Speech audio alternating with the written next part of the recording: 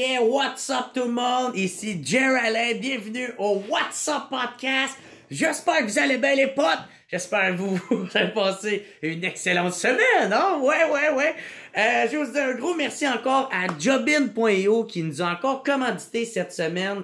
Fait que gros merci. Allez checker ça, Jobin.io. Si tu sais pas c'est quoi, c'est une application que tu peux trouver sur Google Store, sur Google Play. En tout cas, cherchez un peu, là, vous allez le trouver, cherchez Jobin, vous allez pouvoir trouver. C'est une application en sorte que tu peux trouver le service que tu as besoin. Tu sais, si tu as besoin de quelqu'un pour venir pelleter ton entrée ou quelqu'un qui vient te crier dans les oreilles à chaque matin pour te réveiller parce que ton cadran il est pété.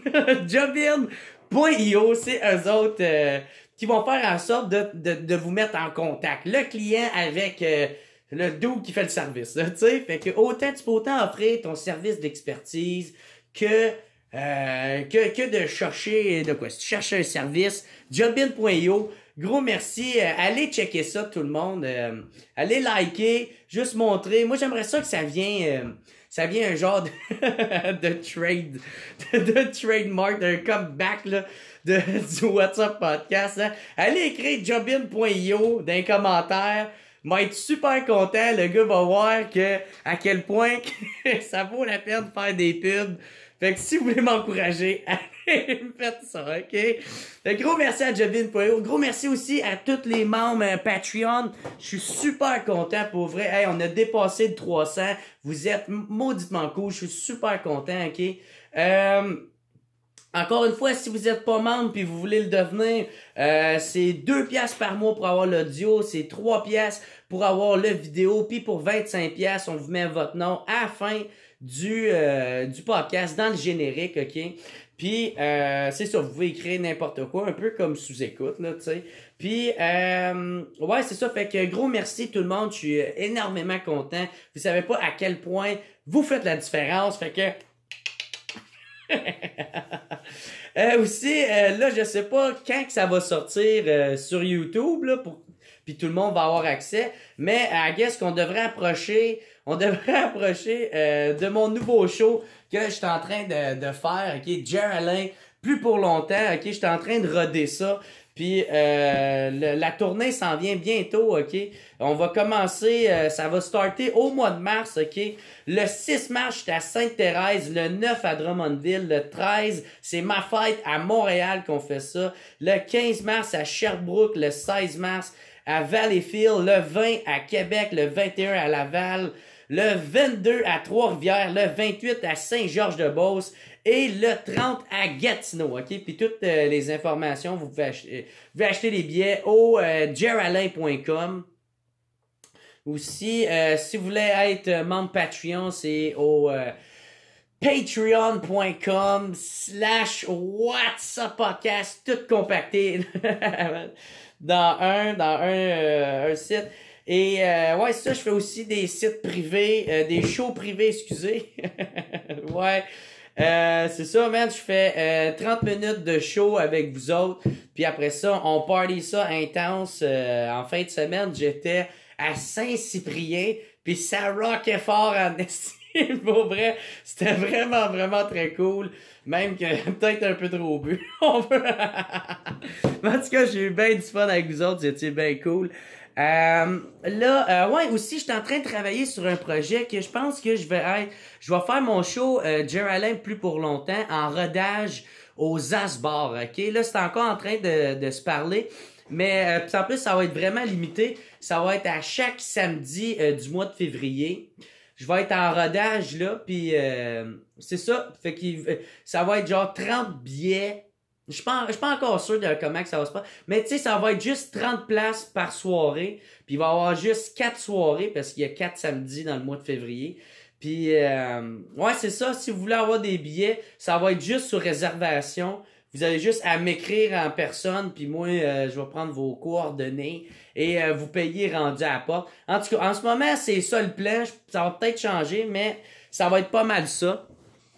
Fait que là, qui qu'on recevait cette semaine? On en recevait... je suis tellement content de l'avoir. C'est Gabriel Nadeau-Dubois.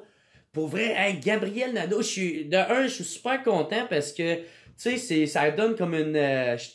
en tout cas, j'ai l'impression que ça va donner une certaine crédibilité au podcast. Tu sais, peut-être les Olivier m'en ont pas donné, mais de recevoir un député, tu sais, un député de Gouin, tu sais, c'est quand même un politicien qui vient sur le podcast. Je suis extrêmement content. Puis aussi, j'ai essayé, en l'invitant, j'ai beaucoup focusé les questions plus sur la personne et non sur les idées à débattre, là, tu sais. Fait que dans le fond, tu sais, si vous autres, vous êtes pas très pro Québec solidaire, ben, j'ai pas vraiment focusé sur l'entrevue là-dessus. Tu sais, moi, c'est vraiment plus, qu'est-ce que j'ai aimé parler, c'est la grève étudiante. Ma tante, ça ressemble à quoi la journée dans la vie d'un politicien, est-ce même, tu sais. Fait que moi, c'est ça que je suis très content qu'on a jasé. Je vais vous laisser décider par vous-même si vous aimez le podcast ou non.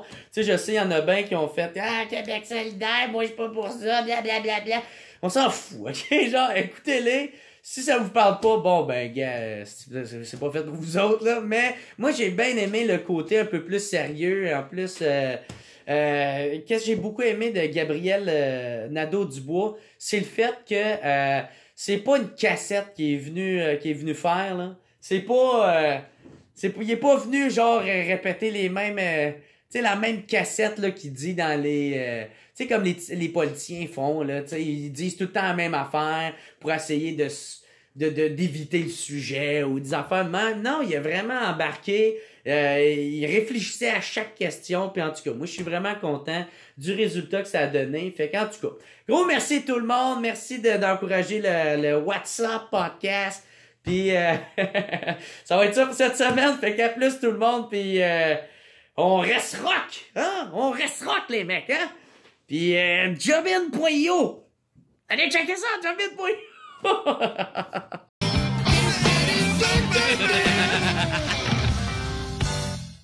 Ouais, c'est ça. C'est vrai, ça, vous êtes pas mal occupés, vous autres, aujourd'hui, quand même. Ben, c'est ça le début. Ça a l'air tight, ton horaire, hein? Tout est bien serré. Puis surtout, là, on commence une nouvelle session parlementaire, une nouvelle législature même. Donc, une nouvelle batch de députés qui viennent d'être élus. Donc, oui, c'est beaucoup de travail. Puis on vient de grandir beaucoup, hein, Québec solidaire. Donc, il faut se réorganiser. Donc, c'est bien du travail. Ouais. Mais c'est du beau travail parce qu'on gère la croissance. Ouais. C'est-tu tout le temps de même? Genre, le début des... Ben, c'est sûr qu'après une élection, il y a beaucoup de travail parce que là, tout le monde vient d'être élu. Faut former les gens. On a des gens embauchés. On déménage de locaux. Ça a l'air niaiseux, tout ça, mais c'est bien de la logistique. Puis c'est bien de la formation des embauches à faire. Sûr. Parce que quand les gens voient la politique à la télé, ils voient beaucoup les élus, hein, les députés, les politiciens, les ministres. Mais derrière ces gens-là, tu as des employés. Tu as des équipes de travail qui permettent aux politiciens de faire leur travail. Puis ce monde-là, ben, faut les embaucher, il faut les former. Et là, c'est beaucoup ça qu'on fait ces temps-ci. C'est pas très sexy, mais c'est bien important pour pouvoir faire notre travail dans les prochaines années. Mais tu sais, toi, ça t'arrive-tu d'avoir un petit break dans les fouettes? Tu te donnes à aller pogner une petite bière en quelque part? Ben, c'est-à-dire que quand je décide de prendre un break, je prends un vrai break. Cet été, par exemple, je suis parti 2 semaines au Portugal, puis je suis parti pour 2 semaines. J'ai vraiment déconnecté. À partir du moment où je suis au Québec, je peux avoir c'est difficile de déconnecter. Ben, je peux avoir une journée off, je peux faire des trucs relax, faire du magasinage la fin de semaine, mais je peux toujours me faire appeler, je dois répondre à mes courriels. Tant que tu es au Québec, tu es en fonction. Pas mal ça, la triste vérité de faire de la politique. Ouais. Mais là, c'est le fun, ça. J'ai remarqué que tu commences à faire des podcasts un peu. Ben, je pense que c'était le deuxième que tu fais le podcast. J'en ai fait quelques-uns. Quelques-uns. Avec PH Quentin, notamment. Puis, ben nous, on se rend compte que de plus en plus de gens dans notre génération, on doit avoir à peu près le même âge. Ouais, ça, j'ai 27. Bon, parfait. En fait, j'ai 28. Fait qu'on a pas mal le même âge. Pas mal de monde dans notre génération, on écoute de moins en moins les médias traditionnels. Hein. Donc, les gens qui veulent s'informer à notre âge, généralement, ils arrivent pas le soir puis ils ouvrent le téléjournal 18h. C'est ça. La plupart, ils ont même pas la TV. La plupart ont même pas la télé. Puis là, on parle même pas de lire la presse plus sur des iPads. On est vraiment pas là. Donc, les gens s'informent de d'autres manières. Et dans les derniers mois, notamment durant la dernière campagne électorale, on s'est dit, ben, c'est important aussi pour Québec solidaire puis pour nous autres d'aller dans ces nouveaux espaces-là, ces nouveaux espaces de discussion, ces nouveaux espaces d'échange où les gens de notre génération s'informent puis parlent de plein de choses, mais aussi des fois aussi de politique. Ouais. Et je pense qu'on a même, je dirais, la responsabilité d'y aller parce qu'on peut comme ça parler à des gens à qui on parle pas généralement si on fait seulement des entrevues dans les médias traditionnels. Ouais, ça, man. Toi, ben là, j'avais la question de te demander si t'aimerais ça de te partir un podcast, mais sûrement... Je détesterais pas ça. Mais sûrement, t'as pas le temps. Ben, c'est toujours ça, la maudite question. C'est la question du temps. Ouais. J'en ai pas beaucoup, mais c'est un format que j'aime beaucoup. J'en écoute beaucoup. Puis je détesterais pas ça. Qu'est-ce que t'écoutes comme podcast? Ben, j'écoute... c'est pas très original. J'écoute beaucoup des podcasts politiques, notamment un podcast américain qui s'appelle Pod Save America, qui est fait par 4 gars qui sont des anciens speechwriters de Barack Obama, qui font plus de la politique maintenant, qui se sont partis une petite boîte de podcasts où ils font des podcasts sur donc la politique américaine. Puis c'est des gars qui ont été à l'intérieur de la Maison-Blanche pendant, disons, entre 4 et 8 ans selon lequel. Donc, c'est des gars qui étaient dans l'intérieur de la machine. Ils commentent la politique américaine, mais en ayant évidemment une connaissance incroyable. Ils font ça, c'est très humoristique. Ça ressemble un peu à La soirée T'es encore jeune au Québec, mais en politique américaine. Et c'est un des podcasts que j'écoute beaucoup ces temps-ci, surtout que la politique américaine, ces jours-ci, nous fournit toujours des nouvelles controverses. Ça fait des bons podcasts. Cool, bon, ben je pense qu'on est prêt à faire une vraie intro et tout ça. Fait que, what's up tout le monde? Bienvenue au What's Up Podcast. Je suis super content de recevoir. Ça fait différent des humoristes que je reçois. Et là, on reçoit un député, Gabriel Nadeau-Dubois. Merci d'être là. Très content, merci de l'invitation. C'est vraiment apprécié pour elle. Puis félicitations de ta réélection. Merci, très content. Dans le comté de Gouin. De Gouin, pas très très loin d'ici où on enregistre ce podcast. Moi, on divulguera pas l'emplacement de ton studio quand même. Ah, non. Mais c'est pas très très loin d'ici, mon comté. Ouais, c'est vrai, tu fais bien. Il faudrait pas que je dise ça. C'est ça, mais attention. Vu que c'est pas mal chez nous. Ouais, c'est ce que je remarque. Ouais, fait que ça, félicitations. Content, c'était ton deuxième mandat? Ouais, mon premier a été tout petit. J'ai été élu en mai 2017 la première fois, donc j'ai eu un mandat d'1 an et demi. Là, j'ai été réélu pour un mandat de 4 ans. Ouais, puis en plus, là, vous devriez être vraiment content de... La montée que QS a eue. C'est sûr. C'est quoi, c'est 10 députés? On est passé de 3 à 10 députés, puis on est non seulement sorti de Montréal, mais on a 2 députés à Québec, une à Sherbrooke et une à Rouyn-Noranda, Témiscamingue. Donc, ça, t'as dit que c'était comme même celle-là que tu t'étais vraiment fier. Là. C'est parce que c'est un beau symbole. Pendant tellement longtemps, on a dit Québec solidaire, c'est une affaire de Montréal. On a tellement répété ça souvent. Et après, les gens ont dit ils font peut-être du monde dans des villes régionales. Mais là, Rouyn-Noranda, Témiscamingue, là, pour ceux qui connaissent la carte électorale, ils sont pas nombreux, mais il y en a quand même quelques-uns.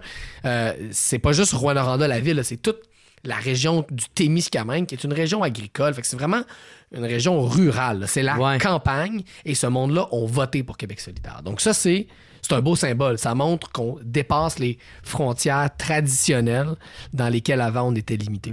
À quoi vous devez cette montée-là, d'après vous autres? Parce que vous avez fait une maudite belle campagne sur les réseaux sociaux. Tout a été bien... j'ai partagé une couple de tes vidéos où tu t'expliquais, tu vulgarisais quand même assez bien... Je suis content. Il y a beaucoup de gens qui me parlent de ces vidéos-là. Beaucoup de gens qui me parlent de ces vidéos-là. Puis je pense que oui, notre travail sur les médias sociaux, ça a été un des facteurs. Nous, les statistiques qu'on a nous montrent qu'on a été, et de loin, le parti qui a eu le plus d'écho sur les médias sociaux. C'est pas étranger au fait que la plupart de nos électeurs, ou en tout cas une bonne proportion de nos électeurs, sont des jeunes. Je pense que ça va un peu ensemble. Je pense que nous aussi, on a fait une campagne qui avait un message ciblé, tu sais. On a parlé d'environnement presque tous les jours durant cette campagne-là. On s'est beaucoup concentré là-dessus. Ça ne veut pas dire qu'on n'a pas parlé d'autres choses, mais on s'est vraiment concentré sur la question de l'environnement. Et ça, les gens avaient envie d'en entendre parler, puis on était pas mal les seuls à en parler. Ça aussi, je pense que ça nous a aidés. Puis c'est sûr que l'autre facteur, je pense, c'est la force de notre travail. T'sais, on a à Québec solidaire des militants et des militantes qui sont vraiment, vraiment dévoués. T'sais, les gens, ils s'impliquent pas à Québec solidaire pour l'argent, parce qu'il n'y en a pas beaucoup. Il s'implique pas pour la gloire. C'est pas très glorieux. Il s'implique pas pour le pouvoir parce qu'on n'est pas encore aux portes du pouvoir. Donc, la seule raison de t'impliquer à Québec solidaire, c'est quoi? C'est pour tes principes. Parce que, ou si tu veux te faire des amis. Mais ça, encore là, en campagne électorale, t'as pas beaucoup de temps de te faire d'amis. Fait que le monde qui s'implique à QS, c'est vraiment pour des principes. Puis ça paraît parce que c'est du monde qui se donne corps et âme tout le long de la campagne. Qu'est-ce que tu penses, quel impact ça va avoir eu, quel message ça va avoir lancé Québec solidaire au monde, mettons, qui était un peu indécis de savoir est-ce que je devrais voter, parce que c'est comme diviser le vote ou... Ben là, c'est sûr que dorénavant, les choses ont changé. La montée de Québec solidaire fait en sorte que dorénavant, on n'est plus un parti marginal, on n'est plus une option parallèle. On fait partie, pour prendre une métaphore sportive, je suis un grand fan de hockey, on est passé de la Ligue nationale, de la Ligue américaine à la Ligue nationale. Là, on est dans la Ligue nationale, puis on est un club parmi d'autres, et on peut plus être ignoré. Les médias et les électeurs peuvent faire comme si on n'était pas vraiment dans la course. On est vraiment dans la course maintenant, puis ça, symboliquement, dans l'imaginaire des gens, c'est un gros step. Ça fait-tu mal, mettons, de se faire dire par des médias traditionnels de hey, on viendra pas à votre autobus? On se l'est fait dire pendant la majorité de la campagne. Ça doit être insultant quand même. C'est dur à prendre. Parce que nous autres, on travaille fort, là, tu sais. Puis on travaille comme des malades et on se fait dire... Tu te fermes la porte au... On vous viendrait pas. Puis il y a des anecdotes incroyables. Je t'en raconte une. On est à peu près au milieu de la campagne électorale. Je suis censé faire un point de presse avec Catherine Dorion et Sol Zanetti, qui sont devenus nos 2 députés dans la région de Québec. On fait ça sur un enjeu politique, OK? Sur la question de l'encadrement des jeunes qui font du sport étudiant. Et on fait ça devant le centre Vidéotron à Québec. Et on cadre une conférence de presse. En route vers la conférence de presse, c'est un hasard parfait. On croise la caravane de François Legault avec donc son autobus de campagne. Et lui, il y a 2 autobus de médias remplis. Nous, on en avait un vide. Bon. Et ça donne que notre conférence de presse est comme à, je sais pas, 150 mètres, même pas 100 mètres de où il fait son activité. Et là, on constate qu'il y a 2 autobus de médias pleins qui vont tout le couvrir. On se dit, il doit faire une annonce importante. Nous, on arrive à notre conférence de presse, il y a 2 journalistes. Pas très cool. Puis là, je me demande, donc, qu'est-ce qu'il faisait François Legault ce matin-là pour avoir tant de journalistes? Ça devait être une annonce politique importante dans sa campagne. Je regarde sur Twitter et là, je remarque que l'activité qu'il avait prévue ce matin-là puis auquel tous les journalistes avaient assisté, c'était une partie de tennis. Fait qu'il jouait au tennis ça avait même pas avec son candidat. Il n'y avait même pas de politique. Il n'y avait même pas une annonce sur un sujet. C'était une partie de tennis. Puis il avait dit, venez prendre des images. Puis tu dois avoir 30-35 journalistes à tweeter, prendre des photos, puis prendre des images, filmer une partie de tennis de François Legault. C'est sûr que quand tu vois ça, tu es dans ta conférence de presse, que toi, tu trouves que c'est un sujet important, puis tu as 2 journalistes, c'est frustrant. Tu peux pas être frustré quand tu vois ça. Tu te dis, aïe, nous, on se force pour essayer de faire une campagne d'idées. L'autre à côté va jouer au tennis, puis il y a littéralement 15 fois plus de journalistes. On en avait 2, il en avait 30. Toi, tu parles d'enjeux genre sérieux. Tu parles d'enjeux sérieux. Tu te dis, peut-être qu'on devrait faire, je sais pas, du tennis, de la pétanque. La trottinette. Peut-être c'est ça que ça prend, tu sais. Mais là, ça, c'est une anecdote une fois. Là. Mais imagine quand ça t'arrive plusieurs fois par semaine. C'est dur de pas quand même... C'est dur pour l'ego un peu. Oui, puis de pas en ressortir assez frustré. C'est difficile de rester calme. Puis il faut pas que tu le montres non plus. Là, parce que tu vas te tirer dans le pied. Là, si tu critiques les médias dans les médias, ça, les médias ne te le pardonnent jamais puis te le font payer cher. Ben oui. Alors, faut toujours faire attention avec ça. On essaie de jamais tomber là-dedans, jamais se positionner comme des victimes. Mais c'est sûr que des fois, on est frustré. On trouve ça plate. Là. Voir qu'on fait du travail puis que c'est pas couvert, il y a une certaine frustration qui vient avec ça. Bon, puis j'imagine tu peux pas le garder pour toi puis on en parle entre collègues. Dans l'équipe. Tu trouves-tu justement que la politique ressemble de plus en plus d'un fois à plus une histoire de charisme que d'enjeu, tu sais? Ben oui, c'est sûr. Puis on le voit aux États-Unis. Hein? Ouais, c'est ça. Tu sais, quand on réduit la politique à une guerre d'ego, à une guerre de personnalité, quand on réduit la politique à un spectacle, dans le fond, qui gagne? Celui qui donne le meilleur show. Puis Trump, qu'est-ce qu'il a fait? c'est exactement ça. Ouais. Il a dit « Ah ouais, vous voulez que la politique, ça soit de la télé-réalité? Ben, checkez-moi bien. Moi, je vais vous en faire une télé-réalité. Et ça donne des très mauvais résultats. Donc, oui, c'est sûr que c'est dangereux, cette transformation-là de la politique en un simple concours d'ego puis de personnalité. Le charisme a un rôle à jouer en politique, mais ça peut pas être juste ça. Il faut qu'il y ait du contenu. Qu'est-ce que tu penses, ma tante, de Kanye West qui veut se présenter aux États-Unis? Ben ça, c'est ça. C'est la même logique. C'est pas parce que t'es connu que t'es une bonne personne en politique que tu vas être bon en politique, puis tu peux être bien connu puis être super bon en politique aussi. Je dis pas faut pas qu'il y ait de vedettes en politique. Moi, j'étais bien connu avant de faire de la politique, puis je pense pas que ça jouait contre moi. Mais ce dont on a besoin, c'est surtout de gens qui ont des principes.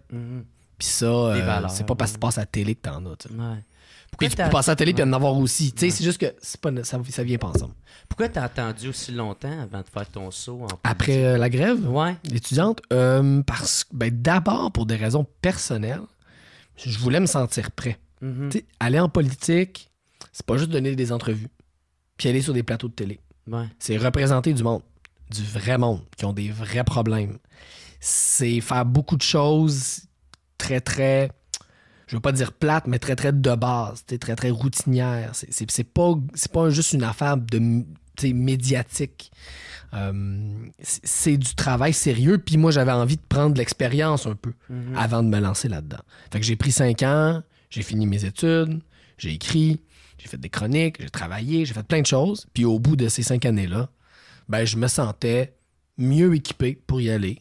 Et là, Françoise David m'a appelé, elle a démissionné, on se rappellera. Elle m'a appelé, elle m'a dit « Gabriel, je démissionne, j'aimerais ça que tu viennes prendre la relève. » C'est ça qui t'a donné la... Moi, je venais de finir mon mémoire de maîtrise. Je venais de finir ma tournée du Québec avec Faut qu'on se parle. Donc, les astres se sont alignés et j'ai dit « Bon, c'est le temps. C'est le moment parfait. » Puis j'ai sauté. Ah, très cool. Puis, tu sais, vu que t'es jeune pour être un député, t'as-tu senti dans ton premier mandat, genre, qu'il y en a qui t'enlevaient de la crédibilité à cause de ça? Oui, on le sent. On le sent auprès de certains députés. On le sent même dans son propre parti, des fois. Ah ouais? Ben oui, on le sent dans les médias. Tu sais, on a une image de c'est quoi un politicien.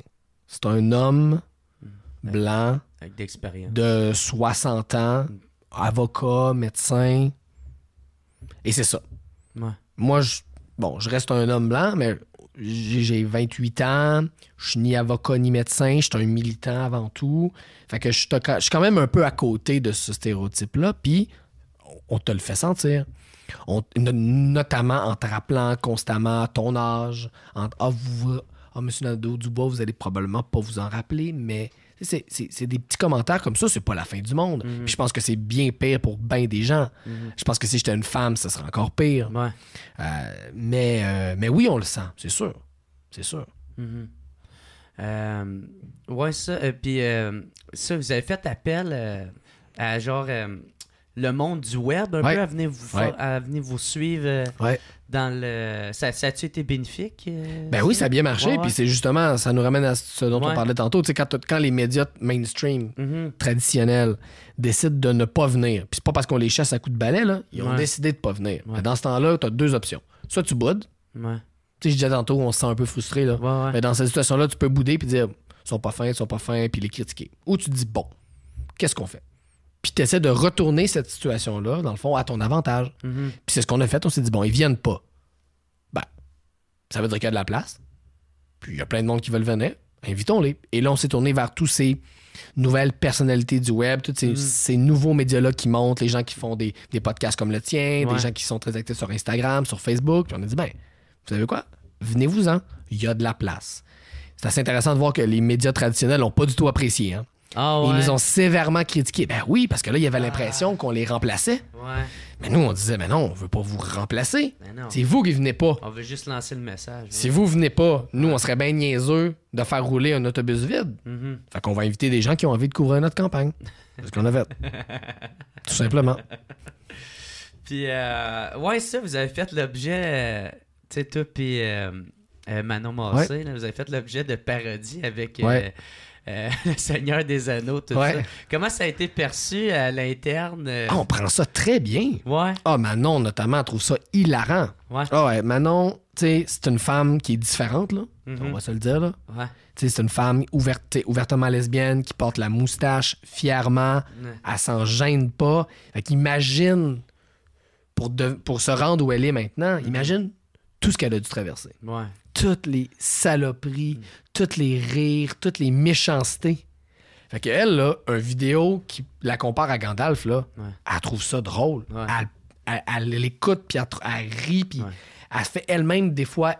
Elle se fait elle-même de l'autodérision, puis elle fait elle-même des blagues de Gandalf. Tu sais, elle a tellement passé à travers des trucs sales pour se rendre où ce qu'elle est maintenant que une vidéo de Gandalf, tu sais, c'est juste drôle. Tu sais, puis quand c'est de bon goût, quand c'est pas pour dénigrer, c'est drôle, ces affaires-là.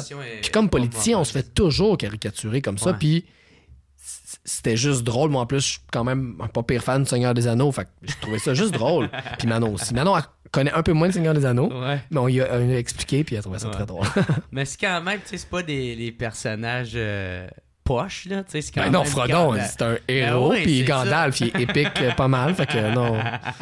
Il a dit, tu sais, Manon, c'est toi qu'il faut qu'il batte le Balrog. C'est bon, je m'en occupe, puis c'est ce qui est arrivé. Il a dit, il faut que tu visualises, c'est Jean-François Lisée, c'est le Balrog, puis regarde. Ça a marché.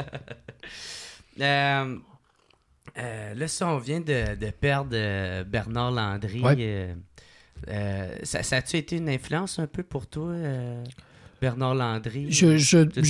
Pour être honnête, je dirais pas que ça a été une grande influence personnellement dans mon cheminement politique. On s'est rencontrés une fois et on avait débattu.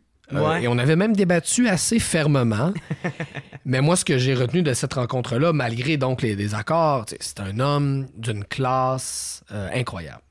Ce gars-là, cet homme-là, incarnait l'idée selon laquelle tu peux être en désaccord, et même en désaccord féroce avec quelqu'un, et quand même respecter la personne. Puis débattre, puis le ton peut lever, puis c'est correct. Parce qu'on se respecte, puis jamais on va faire d'attaque personnelle. Et moi, c'est l'expérience que j'ai eue avec lui. Et d'ailleurs, c'est quand même incroyable qu'il ait lui-même demandé à Jean Charest de venir parler à ses funérailles. Tu sais, ça montre... Jean Charest a parlé à ses funérailles à la demande de M. Landry lui-même. Donc, c'est quand même un beau... Ça montre à quel point il était capable de reconnaître qu'en politique, oui, on se chicane, mais qu'on peut le faire en se respectant. Ah ouais. C'est quand même fou. C'est pas rien. J'en connais pas beaucoup qui ont fait ça. Invité, parce que Charest, c'est probablement un des plus grands adversaires de toute la vie de Bernard Landry. C'est celui qui l'a battu aux élections en 2003. C'est celui qui l'a fait débarquer du poste de premier ministre. Là. Puis il l'a invité à ses funérailles. C'est quand même pas rien. Quand vous avez été élu, je sais pas si c'est juste toi ou Manon ou les 10 députés, vous ne voulez pas prêter allégeance à la reine? C'était ça l'histoire? C'est ça. Mais, beaucoup de gens ne le savent pas, mais en ce moment, au Québec, là, quand on est élu député, on est obligé de porter allégeance à la reine. Donc, on met la main sur le cœur, on lève la main, puis on dit « Je serai fidèle... » C'est quoi c'est? « Je jure vraie et fidèle allégeance à Sa Majesté la Reine Élisabeth II, Reine du Canada. » Puis il y a un petit paragraphe que tu dois lire. Bon. Et si tu ne lis pas ce paragraphe-là intégralement, tu ne deviens pas député. Ah ouais. Et il y a des députés qui ont déjà essayé de siéger sans avoir lu le serment. Et non, c'est dans la loi, c'est dans la Constitution. Si tu ne le lis pas, tu sièges pas.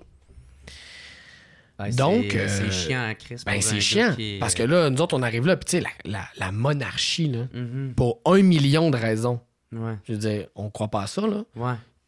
Oui, parce qu'on est pour l'indépendance du Québec, mais pas juste pour ça, là. Parce que qu'est-ce qu'a fait la couronne britannique aux Amérindiens?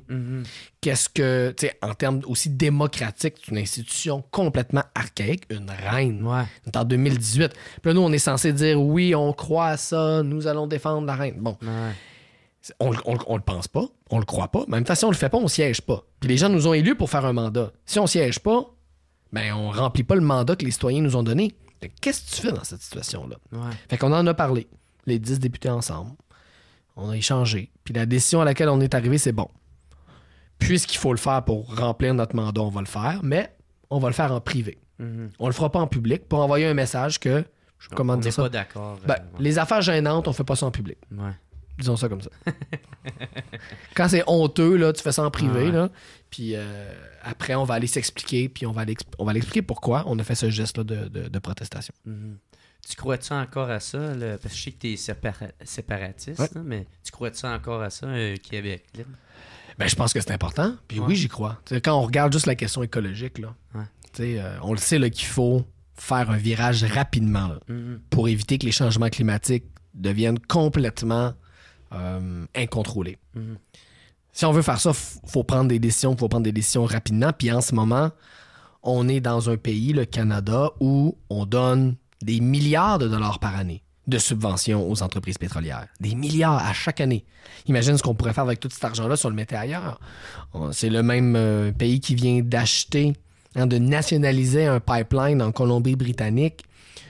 Un pipeline dont même l'industrie privée ne voulait plus. En disant c'est trop risqué, ce ne sera pas rentable. Ben, avec de l'argent public, avec nos taxes et nos impôts, là, on vient de nationaliser ce pipeline-là. Donc là, tu vois ça, tu te dis, on sera pas. Si on attend après l'Alberta pour faire la transition écologique, là, on va attendre longtemps. Fait que si on veut faire cette transition-là rapidement, puis au Québec, on peut la faire parce qu'on a de l'hydroélectricité à en revendre, ben, aussi bien avoir tous nos pouvoirs, puis faire ça ensemble. Il faut le faire avec tous les Québécois, toutes les Québécoises, peu importe leur origine. Il faut le faire aussi en partenariat avec les Autochtones. Il faut renouveler ce projet-là, mais oui, j'y crois encore si on le modernise, puis on en fait un projet de 2018, pas le projet des années 60 et 70. Mais pourquoi tu penses que, ma tante, même les plus convertis, ils croient quasiment plus, t'sais? Ben non, parce qu'on a arrêté d'en parler, puis que quand on en parle comme d'un projet défensif, conservateur. Tu vas dire, il faut faire l'indépendance pour se protéger des immigrants. Mais moi, ça m'intéresse pas, tu sais. Non. Moi, je veux construire un Québec avec tout le monde. Puis le Québec dans lequel toi puis moi, on a grandi, c'est un Québec diversifié. Dans nos classes, il y avait des gens qui venaient de partout dans le monde. Puis nous, c'est avec ce Québec-là qu'on veut avancer. T'sais, c'est pas juste avec le Québec comme on l'imagine dans les années, comme on l'imaginait dans les années 70 puis 80.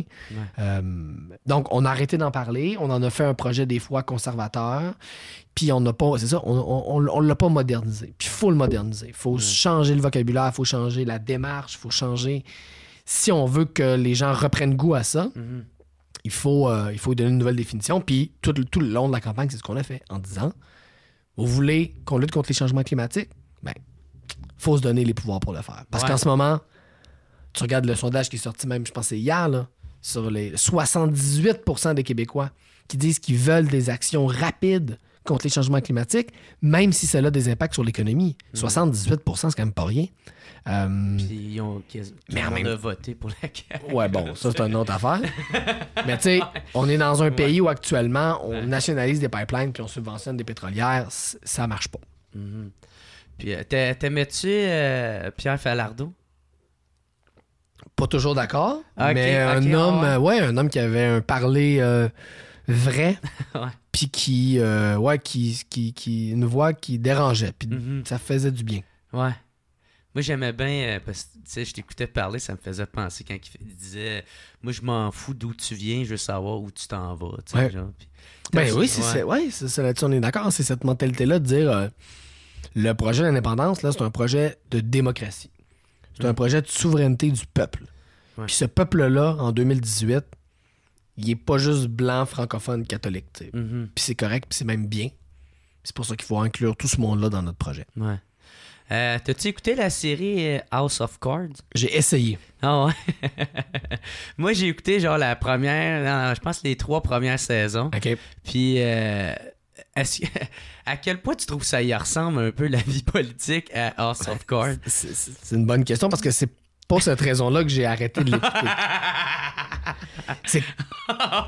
C'est complètement too much. Ah ouais? Ben, c'est-à-dire que ça n'a aucun rapport. Ben, puis bon, c'est une série, fait que c'est correct que ça soit pas complètement réaliste, mais les politiciens qui tuent du monde, puis là, les empoisonnements, puis les trahisons, puis il y a plusieurs problèmes. Puis un des problèmes, c'est que en politique, oui, il y a des coups de cochon qui se font. Mais tu peux pas juste faire des coups de cochon. Genre, tu fais de la politique juste en trahissant des gens constamment, ce que fait le personnage de Kevin Spacey dans les premières saisons. Ouais. Tu n'auras plus jamais d'alliés. la politique, c'est oui, des fois, ça brasse, mais c'est aussi un monde où il faut des alliés, il faut de la confiance. Et cette série-là met en scène un personnage qui ment à tout le monde, mais littéralement à tout le monde, trahit tout le monde, backstab tout le monde, puis il gagne. Mais ça, dans la vie, là, en politique comme dans bien d'autres domaines, si tu travailles comme ça, là, tu vas finir par te casser la gueule. Donc là-dessus, moi, j'ai vraiment décroché. J'ai trouvé ça complètement irréaliste. Si tu veux une bonne série politique que je trouve qui est un petit peu plus intéressante puis un petit peu plus réaliste, c'est West Wing. Je sais pas si tu connais West Wing. C'est une série des années 90. Je dirais pas que c'est complètement réaliste, mais ça l'est un peu plus. Puis c'est également les coulisses de la Maison-Blanche, parce que la West Wing, c'est l'aile ouest de la Maison-Blanche, c'est l'aile du président. Donc ça s'appelle The West Wing. Ça se passe dans l'aile présidentielle. Ça met en scène un président et ses employés. Et bon, c'est un peu vieillot, c'est quand même les années 90, mais je trouve ça plus intéressant sur la politique, même si c'est pas toujours réaliste. C'est plus intéressant tout en étant très divertissant. House of Cards, je sais pas, c'est la version WWE de la politique. La politique, c'est comme de la boxe, puis House of Cards, c'est comme la lutte, comme entertainment. Théâtral. Ouais, pas mal, c'est ça. Cool. Si on en remonte à 2012, toi, c'était quoi ton background avant que tu sois porte-parole pour la classe? Moi, j'ai grandi dans une famille de militants. Mes parents se sont rencontrés dans le mouvement étudiant. OK. Donc, je dis souvent à la blague, mais c'est vrai que je suis l'enfant d'une grève. Et c'est vrai au sens propre du terme. Donc, mes parents ont toujours... Mon père est un organisateur communautaire, il militait aussi dans le mouvement syndical. Ma mère est une avocate qui défendait les travailleurs qui ont des accidents du travail puis qui veulent défendre leurs droits. Donc, j'ai grandi dans un milieu où on parlait beaucoup de politique puis où on s'impliquait beaucoup, mais pas la politique des partis. On s'impliquait dans la rue, on s'impliquait dans les mouvements, dans les manifestations, dans les communautés. Fait que j'ai grandi là-dedans. Et j'ai toujours évolué là-dedans. Je me suis impliqué dans le mouvement étudiant dès que je suis rentré au cégep. Moi, la première affaire que j'ai faite en rentrant au cégep, c'est chercher à la porte de l'association étudiante. Tu sais, c'était comme... Ah, OK. Fait qu'avant même qu'il y ait un conflit... Ouais, moi, je suis rentré au cégep, tu vois, en 2008. Puis je suis rentré dans l'asso étudiante, je pense, le premier jour. Parce que pour moi, c'était normal d'aller m'impliquer dans mon association étudiante. Fait que j'ai commencé à m'impliquer à mon cégep, qui était le cégep Bois de Boulogne à Montréal. Je me suis impliqué là pendant 2-3 ans. Après ça, je me suis impliqué au niveau national, au niveau de l'AC, qui est l'ancêtre de la classe de l'époque. J'ai fait, encore une fois, 2-3 ans d'implication, puis ensuite est arrivé 2012. Donc moi, 2012, ça faisait déjà 5 ans que je m'impliquais dans le mouvement étudiant. Okay. 2012 est arrivé, la classe devait choisir un porte-parole. Les gens m'ont dit « Ah, tu devrais y aller ». J'ai été élu porte-parole 1 an avant la grève. Ouais, donc en 2011, en fait. Puis à ce moment-là, et là, voilà. Savais-tu genre que t'allais être autant médiatisé? D'après toi? Non. Ben non, absolument pas. Jamais de la vie. Ne serait-ce que parce que j'aurais jamais pu prédire une mobilisation comme celle-là. Qui aurait pu penser? Moi, j'ai été élu en avril 2011 la première fois. Qui aurait pu penser qu'un an plus tard, il y aurait la plus grande grève étudiante de l'histoire du Québec? Puis en fait, le plus grand mouvement social de l'histoire du Québec. Qui aurait pu prédire ça? Personne ne fait ce genre de pari-là. Fait que moi, bien sûr, j'ai jamais pensé que ça allait se produire. Et j'ai été pris par surprise un peu comme tout le monde. Ouais. Et finalement, j'ai juste décidé de continuer puis de me laisser aller là-dedans puis de jouer le rôle qui m'était un peu tombé dessus. Mais c'était pas prémédité puis c'était pas non plus un plan de carrière. Ouais. Jamais j'aurais pu me douter, mais jamais. Tu sais, quand tu faisais tes discours là, devant tout le monde avec le porte-voix puis tout ça, là, des fois, le lendemain ou le soir, quand tu te couchais, là, t'avais-tu comme peur? C'était-tu comme la pression un peu, là, de genre, qu'est-ce que j'ai dit? Parce que, tu sais, quand t'as tous les micros de Radio-Can là, qui te filment, pis tout ça. C'est des moments très intenses. Hein. Ouais. Ça allait très, très, très vite. Ouais. Alors, j'avais plus ou moins le temps, au fur et à mesure, de stresser, puis ou juste de réaliser ce qui se passait. Ouais. Tu sais, c'est une chose après l'autre. Bang, bang, bang. Alors... Je me rappelle, après mon premier passage à Tout le monde en parle, c'est là la première fois que j'ai réalisé de quoi qui se passait. J'ai réalisé que là, j'étais en train de devenir vraiment connu. Les gens se sont mis à m'arrêter dans la rue. Après mon premier passage à Tout le monde en parle, là, je me suis dit, oh, OK, ça va devenir intense. Puis à ce moment-là, j'ai eu à prendre une décision. Est-ce que je tire la plug ou est-ce que je continue? Puis j'ai décidé de continuer. Ça m'a mené où est-ce que je suis aujourd'hui. Mais à partir du moment où j'ai plongé, ça allait tellement vite que j'avais plus ou moins de temps de réaliser. Ceci étant dit, bien sûr, il y a eu des moments où c'était très, très difficile. Ouais. La pression, les critiques, la fatigue, le stress, tout ça. Il y a aussi des moments magnifiques, là. Tu sais, pour chaque moment où c'était difficile, quelques heures après, je marchais dans la rue puis je tombais sur une manif de 2000 jeunes qui m'acclamaient puis ils étaient comme « Yeah, on continue ». Fait que là, ça te donne de l'énergie pour finir la journée. Tu sais, oui, c'était stressant, mais de l'autre côté, il y avait un mouvement qui était tellement puissant que ça donnait une énergie presque infinie, là, presque inépuisable. Ah ouais. Comment tu dealais avec le fait... parce qu'il y a quasiment la moitié du Québec qui t'haïssait puis l'autre qui t'adorait. Ben encore comment tu gères ça? Parce que là, ça a l'air que t'avais des gardes du corps. Oui, dans certaines... À la fin. Ouais, à la fin. Vers la fin, j'avais des gens pour la sécurité parce que c'était intense. Ouais. C'était un conflit qui était... Il faut se rappeler, là, c'était polarisé. Il n'y avait pas de monde au milieu. Là. Le monde était pour ou contre. Ouais. Il n'y avait pas de monde nuancé. Ouais. Et donc, moi, comme porte-parole, je venais symboliser un des deux côtés. Fait que ça a été dur par moments. Les moments les plus durs, ça n'a pas été quand moi, je recevais des menaces de mort, des insultes ou des trucs comme ça. Les moments où vraiment c'était dur, c'est quand c'était ma famille. Notamment mes parents. Quand je me suis mis à devoir ramasser ma mère en pleurs, là, ça a été les bouts difficiles. Quand c'est toi... C'est arrivé, ça? Ouais. Quand c'est toi, c'est moins difficile parce que moi, c'est un choix que j'ai fait. C'est personne qui m'a forcé à être porte-parole en 2012. Je l'ai fait, puis un moment donné, comme je te disais tantôt, j'ai fait le choix de continuer. Puis je l'ai assumé, puis je l'assume encore aujourd'hui, puis je regrette pas grand-chose. Quand c'est tes parents, qui eux n'ont pas choisi, quand c'est ta mère, là, c'est plus dur. Et ça, c'est les moments qui, pour moi, ont été vraiment les plus toughs. C'est quand c'était ma famille qui était pris pour cible. Puis ta mère, ça, comment qu'elle dealait avec ça? Est-ce qu'il y en a qui la reconnaissaient et qui encore une fois, il y avait... Mais ma mère a jamais fait d'entrevue, donc les gens la reconnaissent pas, savent pas c'est qui, mais des fois, le bouche à oreille faisait en sorte que les gens savaient c'était qui, ou des fois, encore pire, elle entendait des choses sur moi, et les gens parlaient de moi devant elle. Sans savoir qui était ma mère. Ça, c'est souvent ça qui est arrivé. Alors, imagine, c'est ton fils quand même. Fait que ça a été... ça a été rough. En même temps, il y a aussi des moments où elle était très, très, très fière. Ben, c'est sûr qu'elle devait être fière. Toujours les deux. Il y a toujours les deux. Non, elle devrait comprendre qu'est-ce que tu en train de faire. Elle était très, très favorable au mouvement. Mais c'est ça.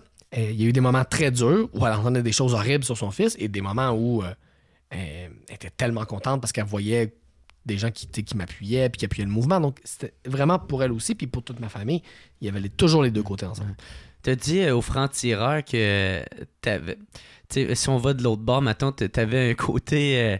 t'étais un peu comme une rockstar dans certaines... dans certains endroits que t'allais, on t'accueillait quasiment comme Justin Bieber. Ben, c'est sûr que les médias, c'est puissant. Hein? Les médias, puis je pensais beaucoup à la télé et tout ça. Donc, c'est sûr que les médias, ça crée des vedettes à partir de peu près rien. Donc oui, il y a eu des moments très, très intenses. Là. Puis la sécurité, c'était des fois pour ça aussi. Là. Fait que oui, ça faisait partie de mon quotidien à l'époque. Ouais. Puis t'as-tu... C'est plus comme ça, puis c'est une très bonne chose. Puis... genre, c'était-tu dur, mettons, que ça te monte pas à la tête, là? Ah, c'est sûr que c'est dur. Ah ouais. Puis je peux pas te dire que ça m'est jamais monté à la tête dans ces 6 mois-là. Hey, j'avais au début 21 ans. Ben ça, puis t'es jeune, là. J'avais 21 ans au début, j'ai eu 22 ans durant la grève. C'est sûr qu'il y a des moments où je pense que oui, il y a eu des brefs moments où ça m'a monté à la tête. Ouais. Il faudrait être vraiment... justement prétentieux pour dire « Oh non, ça m'est arrivé, ça m'est tombé dessus à 21 ans, puis j'ai gardé la tête froide tout le long. » C'est sûr qu'il y a des moments où ça m'a changé. Ce dont je suis assez fier, c'est qu'au bout du compte, j'avais autour de moi des gens assez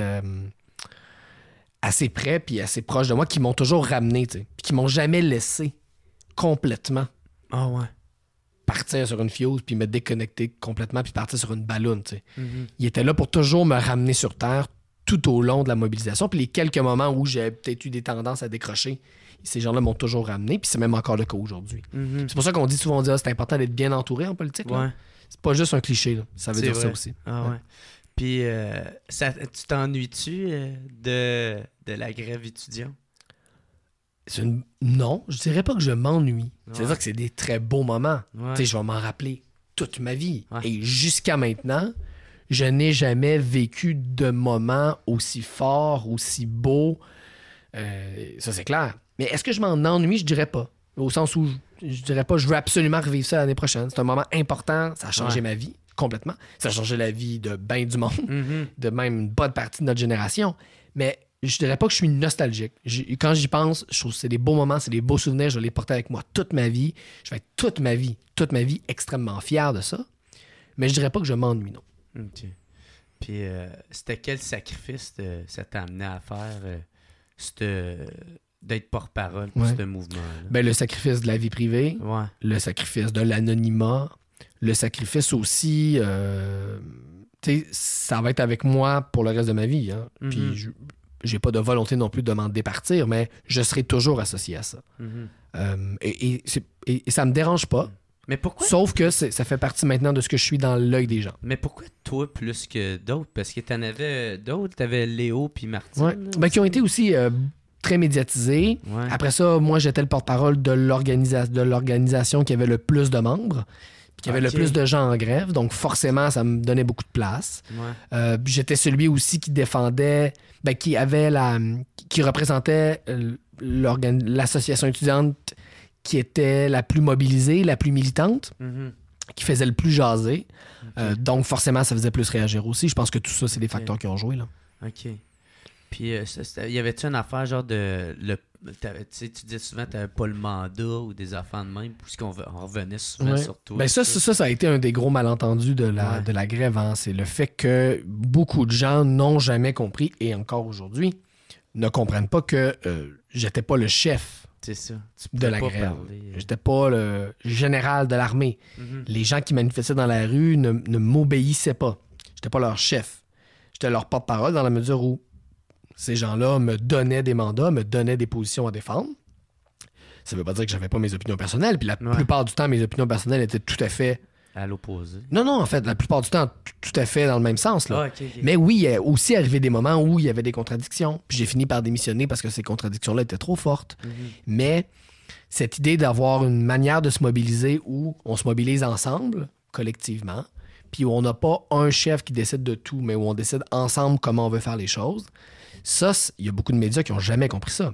Puis encore aujourd'hui, tu as beaucoup de gens qui pensent que c'était de la langue de bois. Tu sais que quand je disais, j'ai pas le mandat pour faire ceci ou pour dire cela, ou écoutez, je vais consulter les assemblées avant de faire ceci ou dire cela, beaucoup de gens pensaient et pensent toujours que c'était une stratégie argumentative.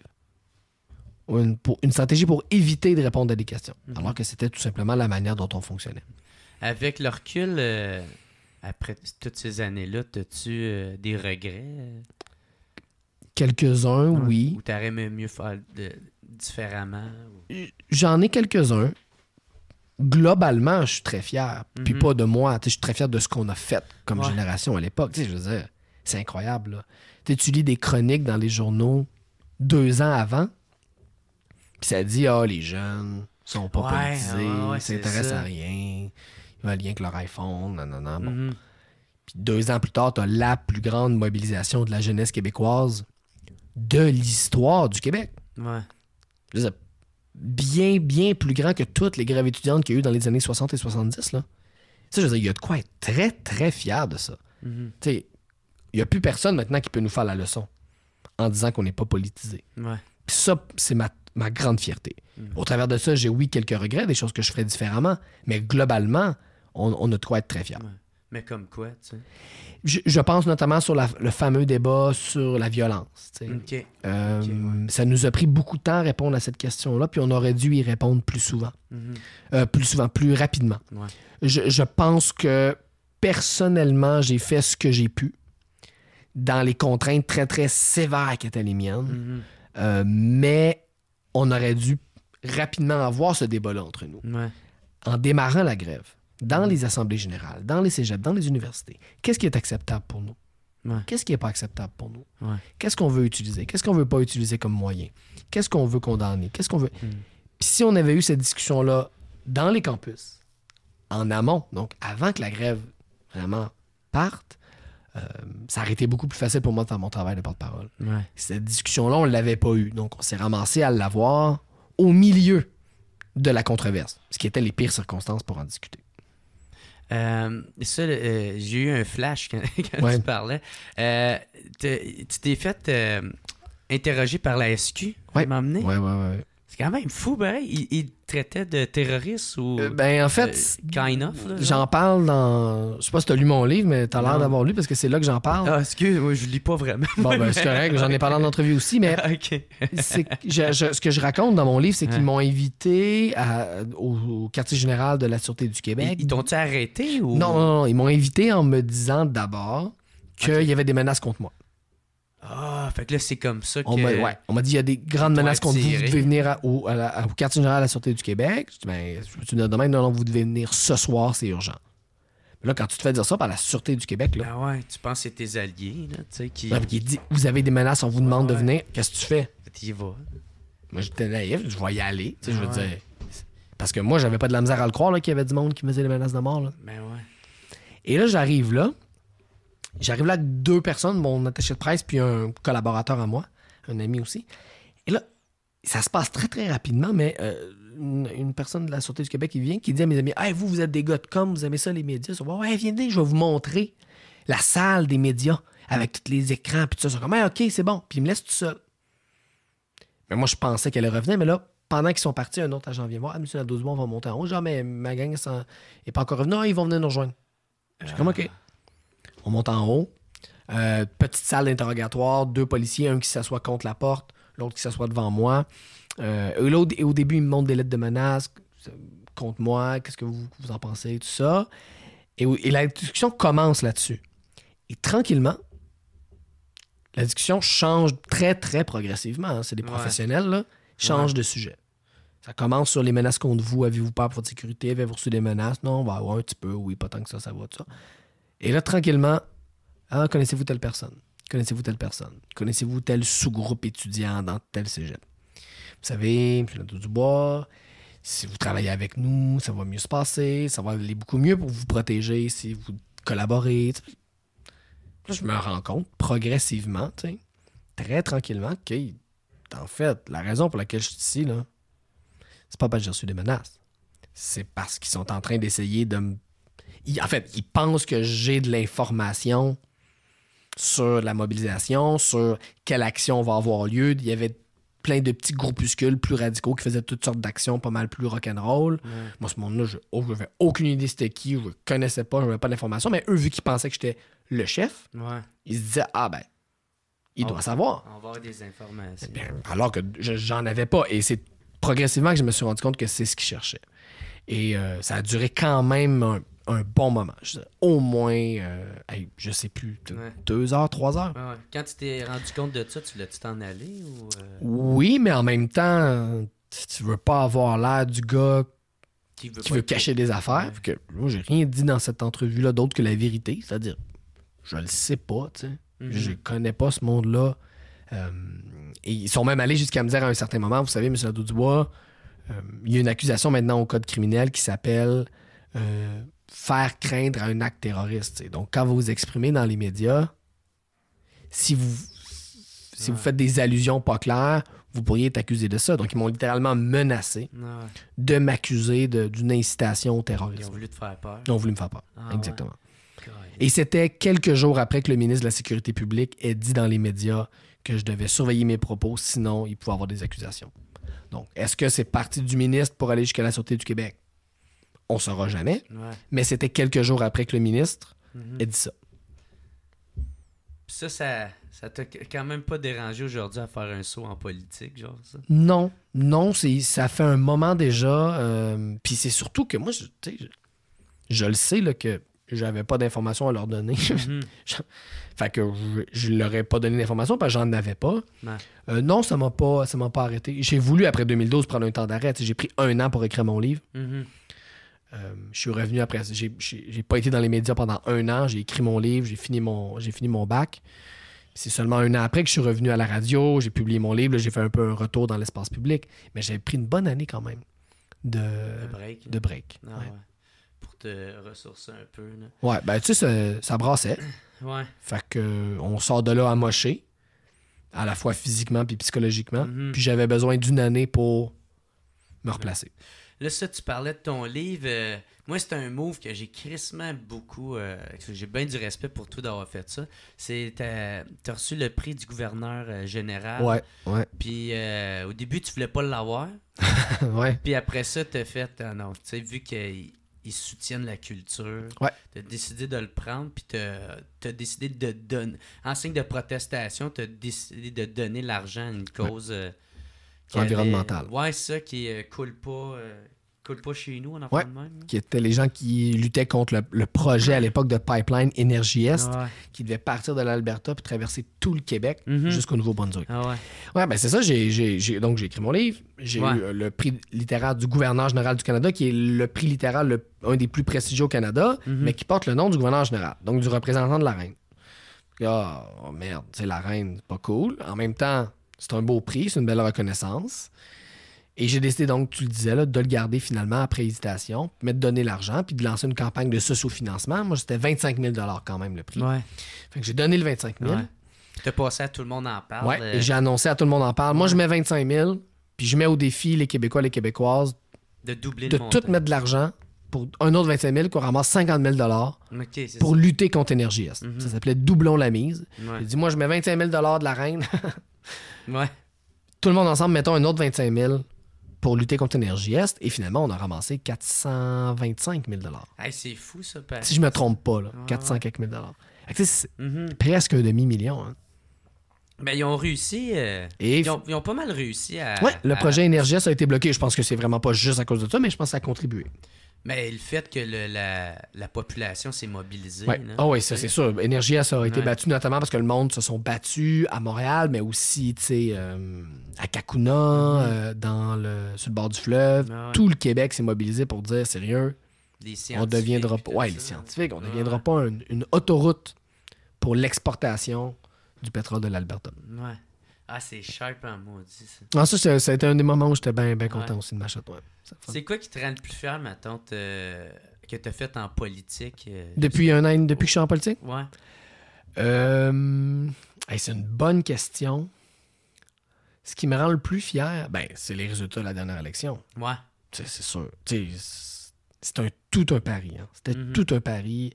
Là, il y avait eu le départ de Françoise David, le départ d'Amir Kadir, en à peu près 1 an. Les 2 fondateurs du parti. Beaucoup de gens disaient « Hey boy, c'est pas mal mort leur affaire. » Ça tiendra pas longtemps. Ouais. Et là, malgré ça, faire élire les 10 députés, c'est de loin le truc dont je suis le plus fier. Ouais. Puis là, vu que je vois que le temps y avance, là, j'aimerais ça savoir, tu suis-tu un peu l'humour, toi? Je mentirais si je disais que je suis un grand fan qui suit beaucoup, mais un peu quand même. Je connais, puis il y en a certains que j'aime. Ah ouais? Ouais. C'est qui ton humoriste préféré? Ceux que t'aimes, dans le fond? Au Québec? Peu importe. Québec ou américain ou britannique. Tu vois, j'ai été longtemps, puis je suis encore un fan de Louis C.K. Ah, ben ouais! Je vois que tu as une affiche d'ailleurs. Ouais, c'est sûr que là, il y a eu des petits problèmes, des petits scandales. Je sais plus trop quoi penser de ce gars-là. Non, mais tu sais... Mais j'ai toujours beaucoup aimé ce qu'il faisait. Un gars comme George Carlin aussi aux États-Unis. Je l'avais pas vu, lui. Ça, j'ai toujours trouvé George Carlin très bon. Puis, bon, c'est sûr, c'est notamment Carlin, c'est un gars qui fait de l'humour aussi assez politique. Là, fait que je pense que c'est pas bien surprenant que je te réponde ça. Mais ça fait partie des gens que j'aime beaucoup. Au Québec, moi je suis un grand fan de La soirée est encore jeune, encore là, de l'humour engagé, mais pas engagé plate, là, engagé le fun. C'est sûr que des... Ah, je vais te faire une réponse originale, tiens. Sol. Ah ouais? Au Québec, tu sais... Moi, j'ai jamais écouté ça. Il faut écouter. Il faut écouter Sol. C'est vraiment intelligent, c'est drôle, c'est subtil. Ouais. Ça, j'aime bien Sol aussi, ouais.